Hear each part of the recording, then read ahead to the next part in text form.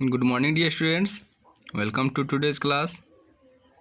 Today we will start our new chapter 7.2, which is also based on previous classes, congruent triangles and their properties. So first question is, in an isosceles triangle ABC with AB equal AC, the bisector of B and C intersect each other at point O and join A to O so that OB equal OC and OA bisect A. Question क्या कहता है, ये ABC क्या है, एक isosceles triangle है। तो isosceles triangle हम लोग जानते हैं कि आइसोसेल्स ट्रायंगल में क्या होते हैं, दो साइड्स क्या होते हैं, इक्वल होते हैं। तो यहाँ पे दिया हुआ भी है कि AB और AC क्या है, AB और AC इक्वल है। याद रखेंगे आप कि अगर कोई भी आइसोसेल्स ट्रायंगल है और उनके दो साइड्स इक्वल हैं तो उनके दो एंगल्स भी क्या होंगे, इक्वल होंगे। इसका मतलब ये हुआ कि angle B equal angle C, ये याद रखेंगे आप। आगे क्या कहता है, the bisector of B and C intersect each other at point O. क्या ये दोनों देखिए बाइसेक्टर क्या हो रहा है, ओ पे मिल रहा है और ये ए से भी ओ आके ओ पे मिल रहा है। हमें क्या करना है, क्या प्रूफ करने से दिखाना है, ये ओ बी और ओ सी इक्वल है।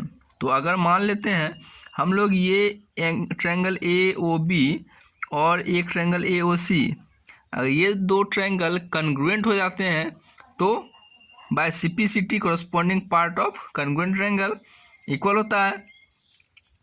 देखिए कॉरस्पॉन्डिंग पार्ट मीन्स यहाँ पे सिपिसिटी का मतलब ये होता है corresponding part two congruent triangle. Congruent triangle जो होंगे उनके कॉरस्पॉन्डिंग पार्ट। इट मीन्स जैसे कि ये देखिए कि ये ट्रायंगल का इस ए ओ सी का बेस है ओ सी और इस ट्रायंगल का बेस है ओ बी, तो ये दोनों हो गए कॉरस्पॉन्डिंग पार्ट।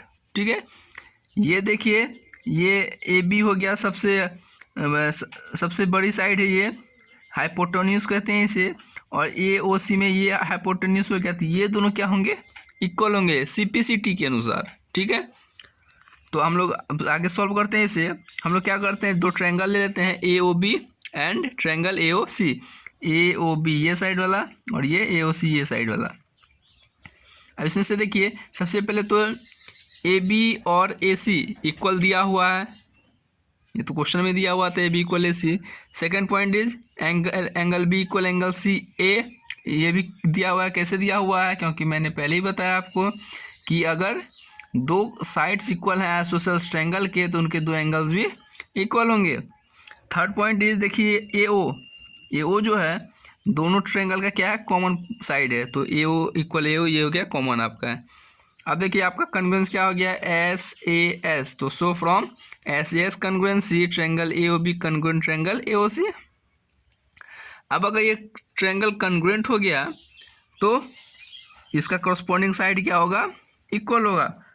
फिर वही बात आ जाता है, ये देखिए इस ट्रायंगल का बेस ये ओ बी हो गया तो इसका कॉरस्पॉन्डिंग क्या होगा, ओ सी होगा। सो ओ बी इक्वल ओ सी। और दूसरा देखिए कि अगर साइड इक्वल है तो कॉरस्पॉन्डिंग एंगल भी इक्वल होगा। तो यहाँ पे हम लोग कुछ को प्रूफ करना है, ए ओ बाइसेक्ट ए का ए बाइसेक्ट कर रही है ओ ए के द्वारा। तो हम ये एंगल लेते हैं, इस एंगल का नाम या तो बी ए ओ कह सकते हैं या ओ ए बी कह सकते हैं। ओ बी ए ओ ले लेते हैं और ये पार्ट, ये दोनों भी क्या हो गए, इस दो ट्रायंगल के कन्ग्रुएंट हो गए। इन दो ट्रायंगल का कन्ग्रुएंट ये दो हुआ एंगल। तो B A O equal C A ओ, ये दोनों अगर इक्वल है तो इसका मतलब ये हुआ कि ये ए जो है इस एंगल ए ओ ए के द्वारा बाइसेक्ट हो रही है।